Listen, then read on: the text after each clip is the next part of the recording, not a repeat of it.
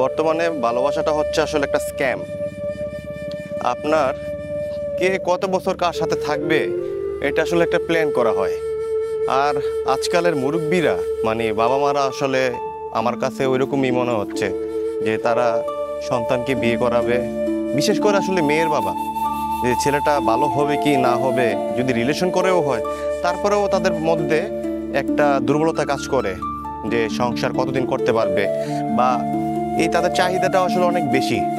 মানে বিভিন্ন লেখায় দেখেন না যে একটা 25 বছরের ছেলের কাছে মানে যেরকম তাদেরকে আসলে প্রতিষ্ঠিত দেখতে চায়, তিনি তারা ওনার লাইফে মানে মেয়ের বাবার লাইফে 50 বছরে করতে পারে নাই, এরকম ফেসবুকে কিন্তু আমরা এরকম ভিডিওস দেখি। তো ভাই রিলেশন করে একটা ছেলের বিয়ে করবা, হ্যাঁ, এটার মধ্যে তোমরা 10 লাখ 20 লাখ কাবিন করে বসে থাকো, তার মানে হচ্ছে কি সংসার করার আগে আসলে তোমরা ছেড়ে দেওয়ার একটা প্ল্যান করো। তো এই জন্যই আসলে ভালোবাসাটা আমি আসলে স্ক্যাম বলবো, একটা স্ক্যাম ভালোবাসাটা বর্তমানে।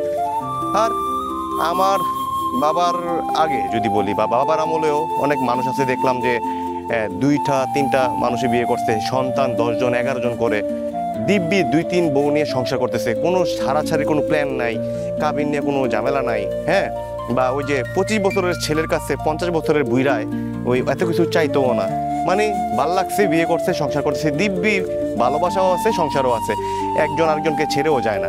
আর বর্তমানে ছাড়াছাড়ির একটা মহা উৎসব, কোনো কিছু হইলেই ছেড়া যায়, পরকীয়াতে আসক্ত। কেন ভাই? তার মানে এটা আসলে ভালোবাসার মধ্যে পর্যায়ে পড়ে না। তো আমি যদি আপনাদেরকে জিনিসটা বলতে চাই, তো আমার দাদার আমলেও যদি বলি, ওই আমলেও খুব ভালো ছিল, ওই এত স্ক্যাম ছিল না। বর্তমানে আসলে স্ক্যামার হয়ে গেছে সব কিছু।